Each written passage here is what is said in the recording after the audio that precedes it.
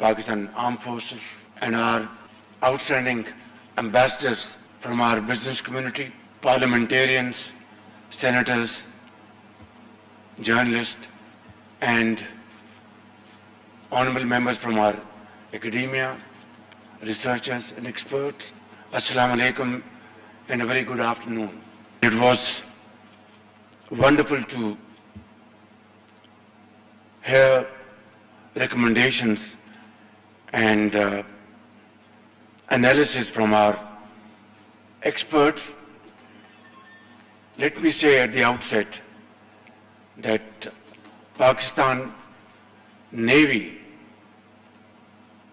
is not only a force to reckon with in terms of facing all kinds of security challenges and safeguard our borders, which spreads thousands of miles on the coast and deep into the sea. Through its expertise, courageous officers, technology, and of course, above all, unwavering commitment to defend Pakistan's borders. But in this day and age, along with security comes our economy, and blue economy is the name of the game around the globe. I know that Pakistan Navy is already focusing in exploring our potentials in blue economy, but they've already had an initial investigation through Chinese companies which have great experience in this field. I have a good news to share with you. Just a couple of days ago, I received a message from our great friend China that they are ready to send another delegation to further enhance and explore what is lying under deep water, very valuable natural resources. I think it's high time, Naval Chief, that we really focus on this, and I'm prepared to provide all sorts of help in this behalf, because there lies Pakistan's economic stability and Pakistan's progress and prosperity. Ladies and gentlemen, Gwadar Port is a linchpin, rightly said, in promoting our not only economic interests, but also promoting Pakistan's outstanding skills in shipbuilding, and also make this port a very robust commercial port in this area. Unfortunately, for a variety of reasons, this cause could not be enhanced, and we all know the reasons. Suffice it to say that we'll have to provide not only at Gwadar, but in the entire length and breadth of Balochistan. Not only that, entire Pakistan,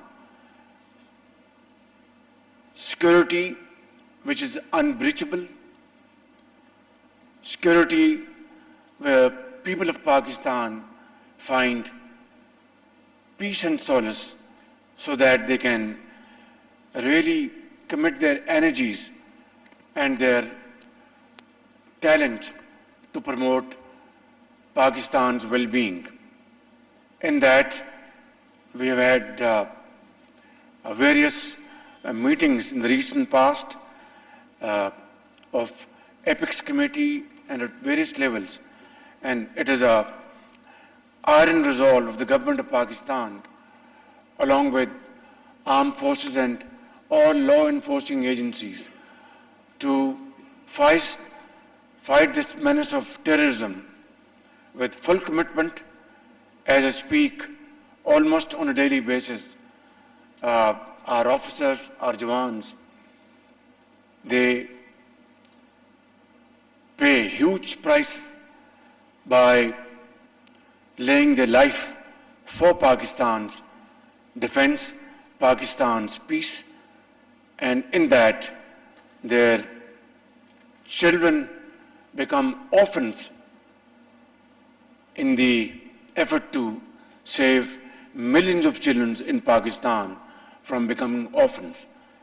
And this is, I think, our greatest example, unmatched in contemporary history, where huge sacrifices have been given by Pakistani soldiers, officers, ordinary citizens, doctors, engineers, mothers and children.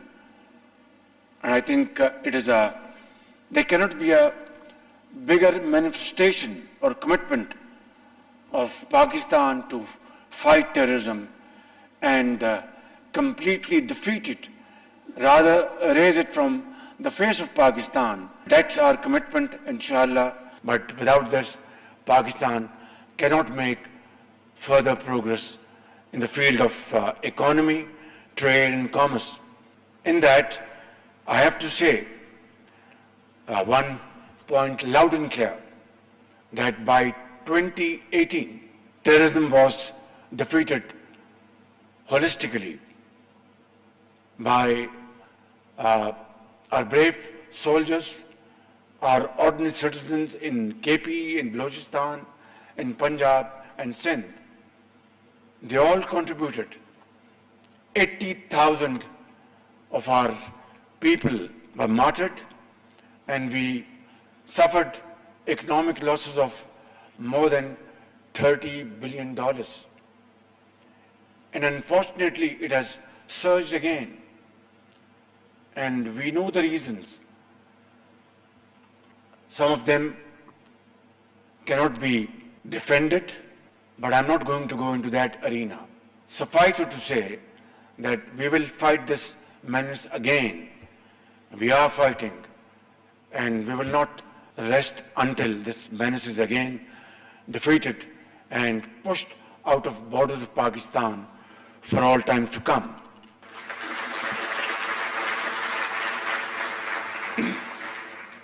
Coming back to today's subject of discussion, I think today we have to discuss what has gone wrong with Pakistan Shipping Corporation. There was a time it was a blooming business, and today, as you saw on the screen, they only have 12 ships, commercial ships. And what they did not show on the screen is what is costing them in terms of all these 12 ships. It's more than 5 billion rupees annually, a cost which is unbearable, beyond imagination. We have to go into its reasons, why it has come to this pass. And we are paying from our scarce foreign exchange resources. They said $7 billion, but even if it is $5 billion annually for our freight cost, I think we are allowing our economy to bleed. Similarly, there are other issues, and I have to say with a heavy heart, when I visited Karachi Port Trust this year in the month of July, when it was very humid. In Karachi is always humid. I had a lengthy session with the chairman Karachi Port Trust and his officials. The first slide they showed to me was how to develop a piece of land near Karachi Port and convert into real estate and earn billions of rupees from this endeavor. My question was, are we focusing on Karachi Port Trust, or we are into the business of development of real estate?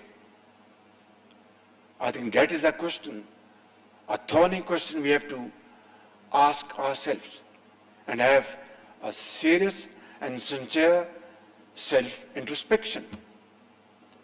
That is it the job of Karachi Port Trust to develop real estate or expand their shipping business, provide better facilities to importers, to exporters, have most modern facilities over there, technology, where without waste of time, goods are shipped outside Pakistan and imports are handled very efficiently. Today, if you see some of the ports in the neighborhood, they are world-class ports around the globe. Pakistan has been blessed by Allah Almighty with brilliant minds sitting here in this room and outside this room, spread all over Pakistan. Bankers, entrepreneurs, doctors, engineers, and whatnot. Everything is available in this country. Allah Almighty, through His infinite mercy, has rewarded Pakistan with infinite natural resources. They run into trillions of dollars.